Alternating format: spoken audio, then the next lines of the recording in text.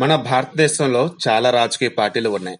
అందులో ప్రాంతీయ పార్టీలు ఉన్నాయి, జాతీయ పార్టీలు ఉన్నాయి. సో ఏ పార్టీలు ఉన్నా కానీ వారి తరఫున అభ్యర్థులు కంటెస్ట్ చేస్తూ ఉన్నప్పుడు ఆ అభ్యర్థులు గెలవాలన్నప్పుడు ఖచ్చితంగా డబ్బులు ఖర్చు పెట్టాల్సిందే. మరి ఆ డబ్బులు ఎక్కడి నుంచి వస్తాయి ఏంటి అన్నప్పుడు ఆయా పార్టీల ఫండ్ ఉంటుంది.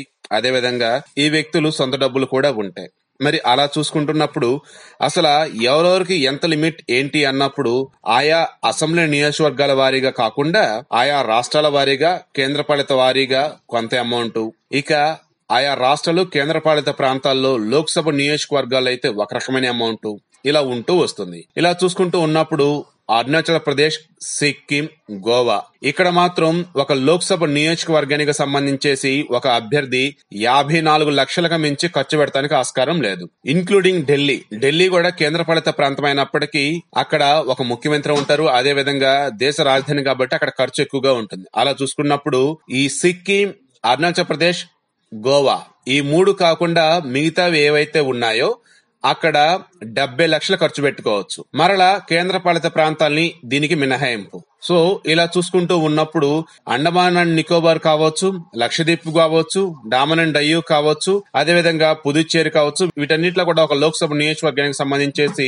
కేవలం 54 లక్షలే ఖర్చు పెట్టాలి. సరే, లోక్సభ గురించి చెప్పారు, మరి అసెంబ్లీ నియోజకవర్గం గురించి ఏంటి అన్నప్పుడు అక్కడికే వస్తున్నాం. ఇందాక మనం ఏవైతే ప్రస్తావించామో రాష్ట్రాలు, కేంద్రపాలిత ప్రాంతాలు అని, ఇక్కడ కూడా సేమ్. ఒక కేంద్రపాలిత ప్రాంతం గనక ఉన్నట్లయితే, అక్కడ అసెంబ్లీ నియోజకవర్గం గనక ఉన్నట్లయితే అక్కడ ఖర్చు 20 లక్షల మించి ఉండకూడదు. కేంద్రపాలిత ప్రాంతమో లేదు అంటే పైన చెప్పినటువంటి రాష్ట్రాల వారీగా కనుక చూసుకున్నట్లయితే అవి కాకుండా మిగతా ఏవైతే ఉన్నాయో మేజర్ స్టేట్స్ వాటన్నిటిలో కూడా ఖర్చు ఒక అసెంబ్లీ నియోజకవర్గానికి 28 లక్షలకు మించకూడదు. సో ఇలా చూసుకుంటూ ఉన్నప్పుడు ఒక అసెంబ్లీ నియోజకవర్గ అభ్యర్థి అతను ఏ పార్టీ అయినా కావచ్చు గాక 28 లక్షల రూపాయలకు మించి ఖర్చు పెట్టకూడదు. అదే లోక్సభ నియోజకవర్గానికి సంబంధించిన అభ్యర్థి అయినట్లయితే ఎవరైనా సరే, ఇండిపెండెంట్ కావచ్చు, నేషనల్ పార్టీకి సంబంధించి కావచ్చు, రూరల్ పార్టీకి సంబంధించి కావచ్చు, లేదంటే రీజనల్ పార్టీకి సంబంధించి కావచ్చు, ఎవరైనా కాక వారు లోక్సభ నియోజకవర్గం అయినట్లయితే 70 లక్షల మించి ఖర్చు పెడతానికి లేదు.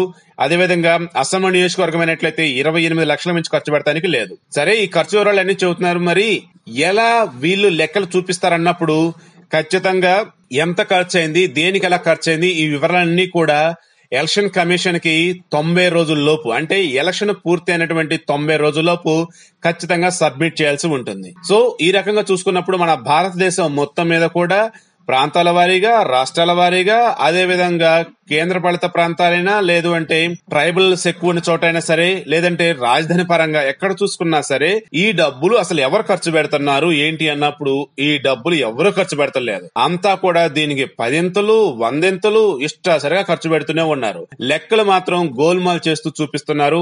ఈసారి మాత్రం ఎలక్షన్ కమిషన్ చాలా స్ట్రిక్ట్ గా ఉంది. ఎక్కడన్నా గనక ఖర్చులు ఇష్టాసరిగా ఉన్నట్టు మా గనక తెలిస్తే మాత్రం ఖచ్చితంగా యాక్షన్ తీసుకుంటామని చెబుతూ ఉన్నారు.